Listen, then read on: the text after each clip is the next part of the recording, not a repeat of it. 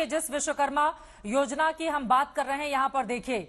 तस्वीरों को देखकर जो लोग आप देखिए कि जूते के बनाने को कामकाज में लगे रहते हैं, उनके हाथों को और कैसे मजबूत किया जाए। प्रधानमंत्री नरेंद्र मोदी यहां पर देखिए, जो वहां पर जूतियां रखी हुई हैं, बड़ी खूबसूरती से उनको तैयार किया गया है, उसके बारे में वो जानकारी लेते हुए, और यकीनन आपको बताते चले अपने दर्शकों को कि विश्वकर्मा समाज से 140 जातियां जुड़ी हुई हैं जो गरीब तबके में आती हैं, उनके हाथों को कैसे मजबूती दी जाए,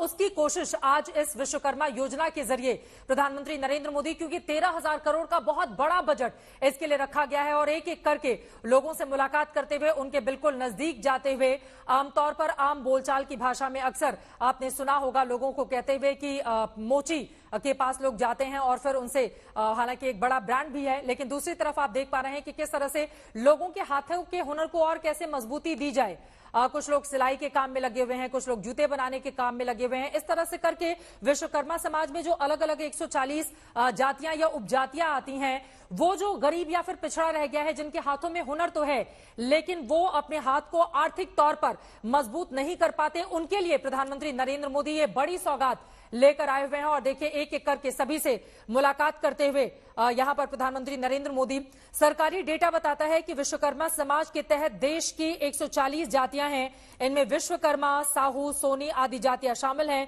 कई उपनामों की अन्य बिरादरियां भी इसका हिस्सा हैं। और यकीनन अगर राजनीति के चश्मे से हम इसको देखने की कोशिश करेंगे तो ऐसा लगता है 2024 के आम चुनाव में, और साथ ही खासतौर से मध्य प्रदेश जहां पर इनकी तादाद बड़ी है, यूपी, बिहार, राजस्थान जैसे राज्यों में फायदा लेने की कोशिश के तहत भी आप इसको देख सकते हैं। कामकाजी बिरादरियों का ये बड़ा वोट बैंक है, और भले ही किसी एक जाति के ये एक मुश्त वोटर नहीं हो, लेकिन कई जातियों को मिलाकर ये एक बड़ा वर्ग बनता है, और इस तरह से सभी के वोट को शामिल कर लिया जाए तो ये एक बहुत बड़ा आंकड़ा बन सकता है। इसी वजह से आप यहां पर देख पा रहे हैं तस्वीरों में, एक तरफ उनके हाथों को मजबूती देने का काम सरकार की ओर से किया जा रहा है, 13,000 करोड़ रुपए इसके लिए खास तौर से अलग से मुहैया कराया जा रहा है, तो वहीं दूसरी तरफ यकीनन जब राजनीतिक पंडितों की नजर से आप इसको देखेंगे और राजनीति से जोड़कर अगर आप इसका विश्लेषण करेंगे तो यही पाएंगे कि 2024 का इलेक्शन करीब है। मध्य प्रदेश, राजस्थान, छत्तीसगढ़, तेलंगाना, उत्तर पूर्व में भी एक राज्य में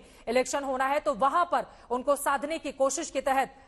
बीजेपी की इस कोशिश को आप देख सकते हैं। महिलाएं भी खड़ी हुई हैं, देश में महिलाएं भी बड़ी तादाद में अपनी बहुत बड़ी भूमिका निभा रही हैं, और यहां पर देखिए जो महिलाएं कर्मचारी हैं, मजदूर हैं, उन सभी से मुलाकात करते हुए प्रधानमंत्री नरेंद्र मोदी अलग अलग जो मशीनें लगाई गई हैं, इनके जरिए हाथों के हुनर को और कैसे मजबूती दी जाए ताकि वो अपने कामकाज की जो स्पीड है, जो स्केल है, उसको बढ़ा सकें। और बार बार पीएम की ओर से इसका जिक्र भी किया जाता है कि स्पीड और स्केल दोनों का होना बहुत जरूरी है। ईंटें वहां पर रखी हुई हैं, इनको जोड़ जोड़ कर किस तरह से इमारत तैयार होती है, या पीछे बेहद खूबसूरत आप देख पा रहे हैं किस तरह से कन्वेंशन यशोभूमि के अलग अलग हिस्सों में ये तमाम मशीनें रखी गई हैं, उसका जायजा लेते हुए प्रधानमंत्री नरेंद्र मोदी इन तस्वीरों में नजर आ रहे हैं। आशुतोष, एक टिप्पणी जल्दी से आपसे ले लेती हूं। बहुत सारी जो महिला मजदूर कर्मचारी वहां पर लगी हुई हैं, उन सभी से भी मुखातिब होते हुए प्रधानमंत्री नरेंद्र मोदी उनकी हौसला अफजाई करते हुए, बातचीत करते हुए। बिल्कुल, और देखिए सबसे पहले मेट्रो से जब उतरे तो उस काम में जो लोग लगे थे, प्रधानमंत्री ने उनसे मुलाकात की, उनके प्रति अपनी कृतज्ञता जताई। और जब आप उस जगह पर जा रहे हैं, निर्माण कार्य विश्वकर्मा के वंशज ही माने जाते हैं, और देखिए इसमें जातियों का भेदभाव नहीं है। आपको कारीगर जो तबका मिलेगा उसमें ब्राह्मण भी हैं, उसमें क्षत्रिय भी हैं, उसमें दूसरी जातियों के भी लोग हैं, और खासकर जो माना जाता है कि बेल वंश आगे चलती है, और उसके बाद हर कोई विश्वकर्मा की पूजा लगभग हर कोई करता है विश्वकर्मा दिवस पर, तो वो चाहे कारीगर हो, चाहे लोहार हो, सोनार हो, लकड़ी का काम करने वाले हों। और जो मंडप आज जो आप देख रहे हैं वो एनक्लेव पूरा बना हुआ है, उसको भी बनाने में आखिर लोग मजदूर शामिल रहे होंगे, हजारों सैकड़ों हाथों का उसमें काम रहा होगा, तो उनसे मिलना, उनके प्रति आभार जताना, और क्योंकि इंफ्रास्ट्रक्चर की बात है, जो फायदा राजधानी के लोगों को होगा, एनसीआर को होगा, बड़े तबके पर होगा, लेकिन उसकी बुनियाद रखने वाला हमेशा एक गरीब आदमी होता है, वो मजदूर होता है जिसने उसको वहां पर मेहनत की है। तो ये एक छवि दिखाई पड़ती है, और जैसा हम देखा है कई मौकों पर कि ऐसे मौके हमेशा जब भी आए हैं,